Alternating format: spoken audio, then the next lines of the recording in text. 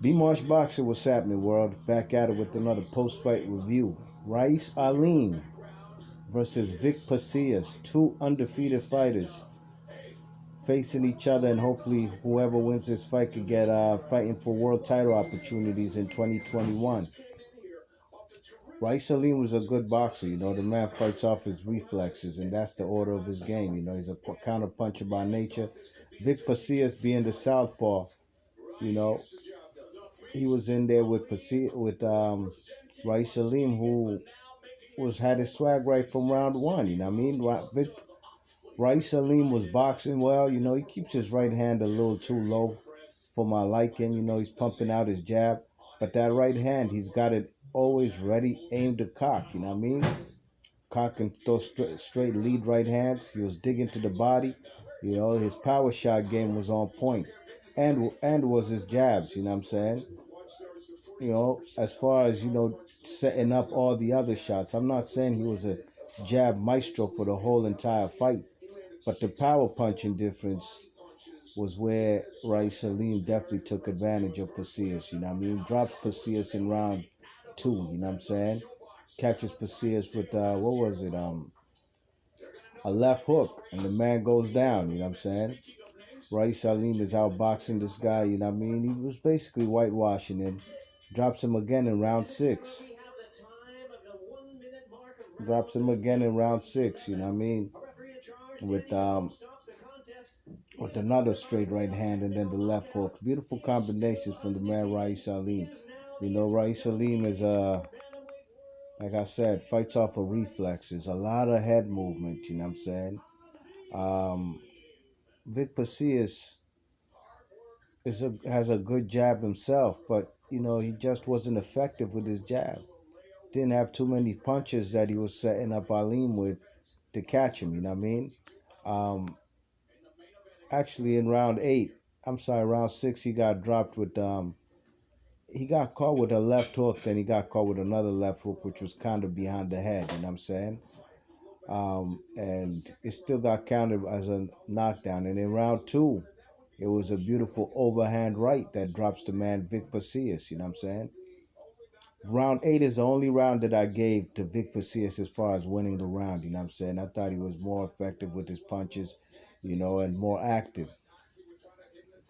But he gets caught again in round nine after having his first victory as far as a round. In round eight, Vic Pasillas gets dropped in round eight. He gets clipped with a left hook, and his glove touches the ground. You know what I'm saying? And the referee calls it a knockdown.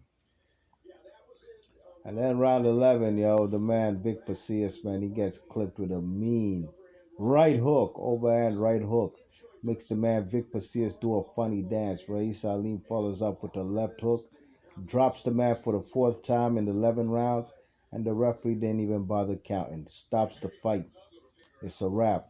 Vic Pasillas suffers his first loss, while the man Raeese Aleem, I think this is his sixth straight fight with a knockout. And this guy's not a vicious power puncher as far as if you look at his knockout ratio. You know what I mean? But he got it done in round 11, and he knocks him out with a devastating left hook. Man, the man did the Watutsi out here. Vic Pasillas, you should see the funny dance the man's legs did, and there was a wrap after that. That left hook followed up by that from the initial right hook that clipped him. It was a wrap, man, and congratulations to Raeese Aleem. 122 is pretty stacked. A lot of people talk about 135 because they got names. 122 has talent, a lot of talent. We talking about Luis Neri, Raeese Aleem, Luis Neri, who's a WBC champ. We got Akhmadaliev, the guy who's IBF and WBA unified champion at only 8-0. We have 122 WBO, Leo Angelo, who's fighting tonight, fighting against Stephen Fulton. You know what I'm saying? We have numerous fighters in this division. You know what I mean? And like I said, 135 has the names. I'm not saying they ain't got the talent, but 122 might not be household names or just names that are sizzling in the boxing world. But at the end of the day, It's a lot of talent in this division. B Marsh Boxley, your thoughts and comments. Let me know what y'all thought about Raeese Aleem, laying the smackdown, literally dominating this fight. Now, if I have any constructive criticism for the man, Raeese Aleem, he got good head movement, but it's more on reflexes. You know what I mean? I think he needs to keep his right hand up more. You know what I'm saying? Pump that jab up, keep that right hand cocked, but it's actually protecting you. You know what I'm saying? He does fight with his hands down a little bit, and sometimes he does wing a lot of shots, being a little too over aggressive. You know what I mean? And punching nothing but air. When he did drop his opponent, he did take his time and break him down because his opponent, actually, what was it, in round 6 when he dropped the man, he got clipped himself with a left hand. But a dangerous animal, a wounded animal is always the most dangerous. And Raeese Aleem just reacted real quick and put the hurt beating on the man, Vic Pasillas. So any constructive criticism, I think he needs to tighten up his defense. He has all the talent in the world, I think, at 122. You know what I mean? I think he could be a major player.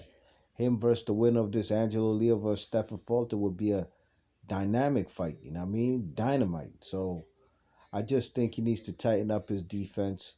You know what I mean? Shorten up his punches when he's really trying to go for them overhand rights. And that's about it, man. He's a very good body puncher, and he was stuck to the body puncher. Good counter puncher.